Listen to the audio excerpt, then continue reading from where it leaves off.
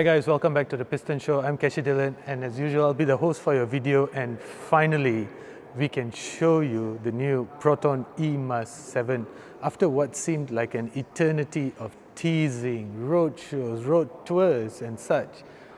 The covers, or rather the camouflage, has been removed from the Proton eMAS 7, marking a new chapter in the colored history books of Proton.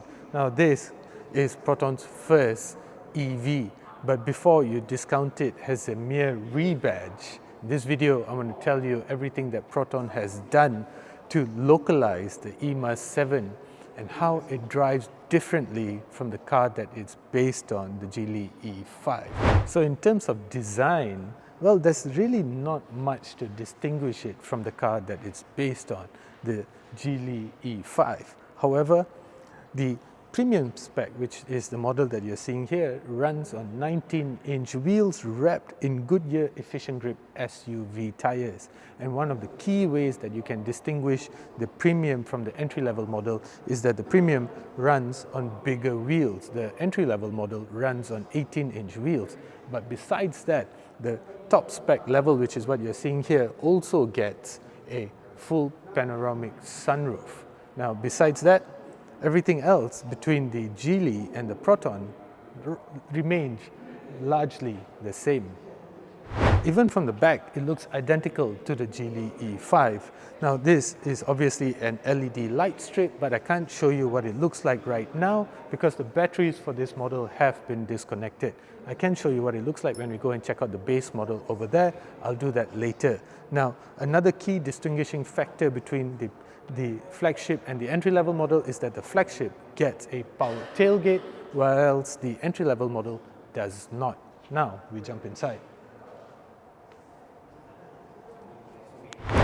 Now the interior is one that we've seen before, and again it's almost identical to the one in the Geely E5, except for this badge. Well, there's almost nothing to distinguish this from the Geely. But that doesn't mean that it's not a nice interior. It is quite a nice interior. Sitting position is quite comfortable, and you are of course inundated with huge screens, over 15 inches over here, another digital instrument cluster and such. Quality seems quite decent, seats are really comfortable, and the interior for the Proton eMAS 7 is only available in something called indigo blue or thereabouts. So just a shade of navy blue. And the one thing that I like about the Proton eMAS 7, about the interior, is that you get a 16-speaker Flyme sound system. Banging, that's for sure. But what about Apple CarPlay, Android Auto? It's not going to be available when this car is launched, but Proton says that it will be available later on with over-the-air updates. Why? Not so sure. Now the back seats, well, this is something that I really liked the first time we actually experienced the Geely E5. It's spacious, it's comfortable, and it's just a nice place to be. And the good thing about this car is that you get over 30 different places for storage. That's simply fantastic. And for families, you get a Type A, Type C USB port. And one thing that I like about the Proton eMAS 7 is that the air conditioning vents can be adjusted manually. Now, I'm just coming out of the Xpeng G6, and one thing I can't stand about it, as well as some BYD models and some Tesla models, is that the air conditioning vents can only be adjusted digitally, which I'm not a fan of. But here in the Proton eMAS 7, all the air conditioning vents around the car can be adjusted manually, and that I really like. And as promised guys, this is the base version of the Proton eMAS 7. Now as you can see, as I mentioned already, they're almost identical from the front at least.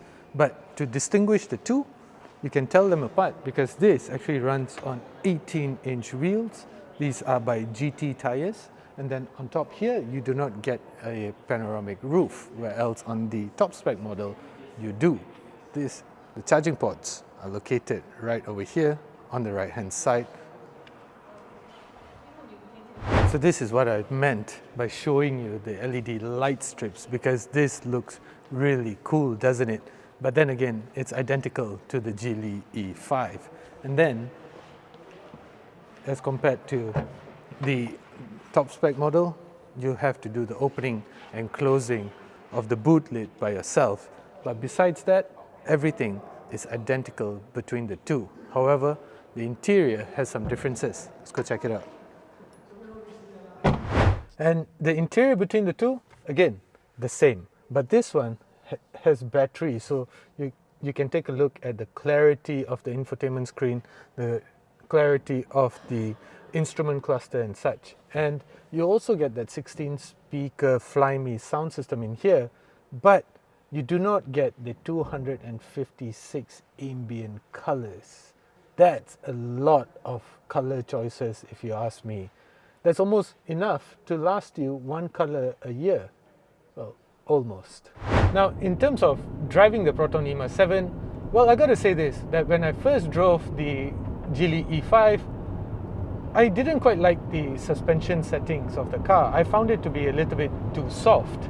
And if you've been following this channel long enough, you'll know that I'm really not a fan of softish suspensions. I like to be in control, I like to feel what the car is telling me, and I like to feel the road surfaces and such. Well, now driving it on track is not exactly the ideal place to be driving it because the road conditions are smooth and such. So obviously driving it in a real world situation on road and such would be ideal. So driving it in real world conditions would be ideal. However, we are going through some unevenness over here and I do feel it. So that is a good sign and I'm grateful for that. And so perhaps it may feel better on the road. Anyway, in terms of performance, I got about 200, slightly over 210 horsepower, 300 plus Newton meters of torque. This car does 0 to 100 in about over 6 seconds and tops out at 175 kilometers per hour. If I flex my right foot, power delivery is good. It's not explosive in that sense, but it's good enough to get you up to speed rather quickly, which is quite a typical character of EVs. I look forward to driving this car on the road. So now we're heading over to a specially set up handling course designed to highlight the body roll and the suspension tuning of the Proton eMAS 7, which by the way consists of multi-link suspension as well as McPherson struts, which is ideal for comfort. But as for handling, the good thing is right off the bat you can feel that suspension is a little bit firmer because body roll is just minimal, which means that as compared to the Geely E5, I feel that the suspension on this car feels a little bit sportier, which I like because as you know, if you've been following this channel again, I like to be in control of the car and I like a car that tells me what's going on underneath. So now we do an acceleration test. I wish I can show you the exterior, but I can't.